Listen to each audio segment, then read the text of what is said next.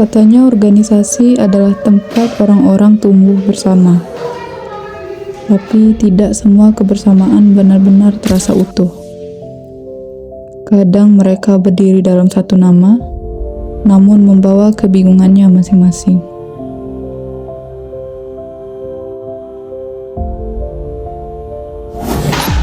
Acara udah mepet, tapi keputusan belum fix. Gimana sih ini nih? Jujur saja ya, sebenarnya saya tuh capek sih revisi terus. Bang Bapak udah disuruh siap, tapi kebetulan aja udah jelas. Hah? Bosan belum bisa naik kalau masalahnya masih belum bawah. Dananya juga gak masuk akal. Oke, semuanya. Sekarang kita mulai rapatnya. Kita selesaiin masalahnya satu-satu dan jangan mundur terus. Masalahnya dari awal kita tuh nggak punya arah yang jelas, Jeff. Iya nih, aku mau publikasiin apa kalau tujuan acaranya setiap hari berbeda-beda. Dan setiap keputusan dadakan itu ngaruhnya ke anggaran. Yang nambah waktu dan tenaga juga bukan satu orang. Aku juga bingung, Mbak, yang harus disiapin itu berubah terus. Jadi alur sebenarnya itu kayak gimana? Aku tuh sebagai anggota juga terkadang tuh bingung harus bantuin mana dulu. Ini semua terjadi karena struktur kerja kita yang nggak jelas. Jabatannya ada, tapi kemana fungsinya? Kabur. Baik, satu-satu. Kalau semuanya ngomong, kita nggak akan nemu inti masalahnya. Ya inti masalahnya sudah jelas kan? Organisasi kita ini berjalan tanpa adanya sistem. Sama sistem, kalian pikir aku mau berusaha bikin semuanya jalan? Iya, kita tahu, Jeff. Kamu berusaha, tapi usaha doang nggak cukup lah kalau keputusan ya terus berubah-berubah. Dalam manajemen, tujuan itu dasar. Kalau tujuannya sampai tidak jelas, maka semua anggota divisi pun akan ikut goyah. Betul, perumusan tujuan itu penting supaya semua tahu arah organisasi.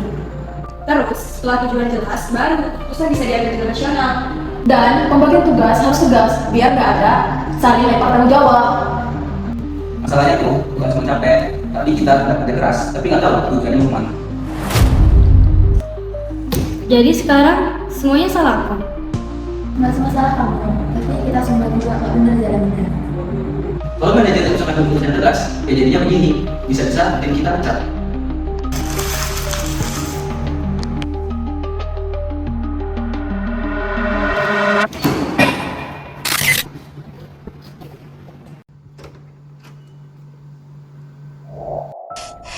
Lucu ya, semua orang mau dipimpin, tapi nggak ada yang pernah nanya pemimpinnya sanggup atau enggak.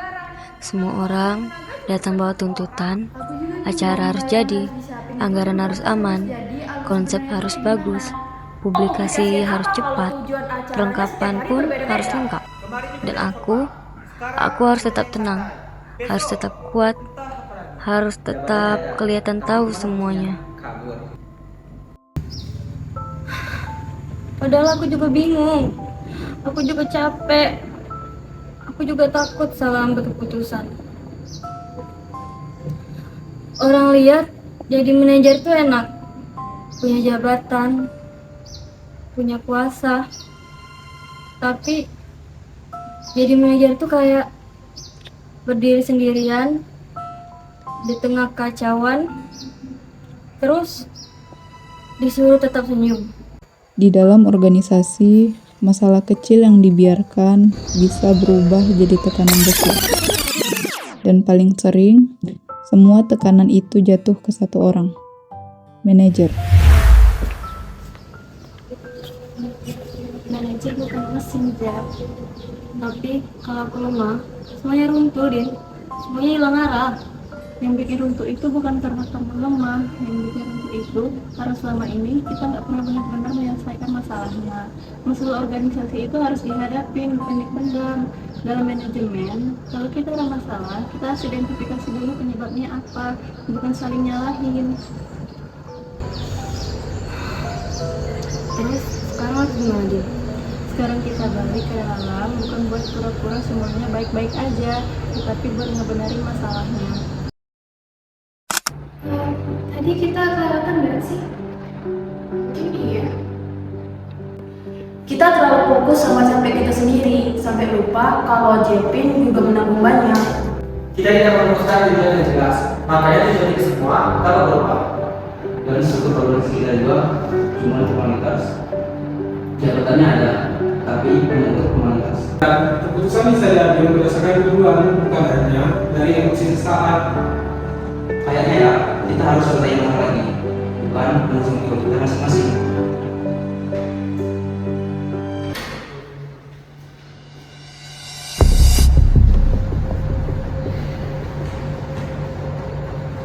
Oke, aku nggak bakal pura-pura kuat lagi. Tadi aku memang capek, tapi kalau kalian masih mau, ayo kita belajar bareng. Baik, kita mulai dari dasar. Dalam manajemen, tujuan itu harus jelas. Oke, sekarang tujuan acara kita apa? Bikin acara yang terstruktur, bermanfaat, dan bisa dijalankan tepat waktu. Dan kita mempunyai konsep yang menarik agar pesannya pun sampai. Tapi harus realistis, sesuai dengan sumber daya dan anggaran. Berarti kita bukan sekedar bikin acara jadi, tetapi bikin acara efektif, jelas, dan sesuai kemampuan tim. Nah, sekarang masalah utamanya. Pembagian tugas nggak jelas, Putusan sering berubah. anggaran nggak stabil. Dan konsepnya pun tidak konsisten. Aku terkadang bingung harus koordinasi dulu ke siapa. Bagus, semua masalah utama sudah diidentifikasi. Selanjutnya kita akan cari alternatif solusi. Alternatif pertama, kita jalani seperti biasa. Yang jelas, itu tidak efektif. Alternatif kedua, semua keputusan dipusatkan satu orang. Malah bikin beban itu lagi. Alternatif ketiga, tujuan dipastikan jelas. Tujuan dibahas berdasarkan data dan kondisi, lalu tugas dibagi sesuai dengan tugas masing-masing. Nah, itu lebih masuk akal. Oke, jadi keputusan terbaik kita adalah memperjelas tujuan, memperbaiki struktur, dan membagi tanggung jawab sesuai fungsi divisi. Organisasi itu bukan bagian. Struktur adalah pembagian kerja, penetapan wewenang, tanggung jawab, dan hubungan koordinasi. Oke, sekarang kita susun semuanya dengan jelas. Manajer mengkoordinasi seluruh divisi dan mengambil keputusan akhir dari musyawarah. Divisi acara, fokus pada teknis pelaksanaan dan juga organ acara. Divisi kreasi, fokus pada konsep visual, tema, dan identitas acara. Divisi komunikasi, penyebaran informasi dan media promosi. Divisi keuangan, pengatur anggaran, pengeluaran, dan pemasukan. Divisi perlengkapan, memastikan semua kebutuhan musik dan alat tersedia. Anggota membantu sesuai koordinasi divisi, jadi alurnya itu Berarti jelas. sekarang semuanya udah tahu kan? Kerjanya ke siapa, laporan ke siapa, dan tanggung jawabnya apa. Ya, dan itu inti struktur organisasi yang baik. Di balik struktur ada tanggung jawab, di balik keputusan ada risiko, di balik seorang manajer ada beban yang tak selalu terlihat. Namun, ketika tujuan jelas, masalah dihadapi, dan organisasi ditata dengan baik, beban itu tidak lagi dipukul sendirian.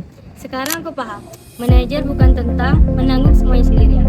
Manajer adalah melihat masalah dengan jujur, menentukan tujuan dengan jelas, membuat keputusan dengan tepat, dan menyusun orang-orang dalam tim agar bisa berjalan bersama. Karena organisasi yang baik bukan yang bebas dari masalah, tapi yang tahu cara menyelesaikan masalah. Bukan yang paling ramai. Tapi yang paling jelas itu arahnya. Bukan yang orangnya hebat sendiri-sendiri. Tapi yang bisa bekerja dalam peran masing-masing. Dan bukan manajernya yang terlihat paling kuat.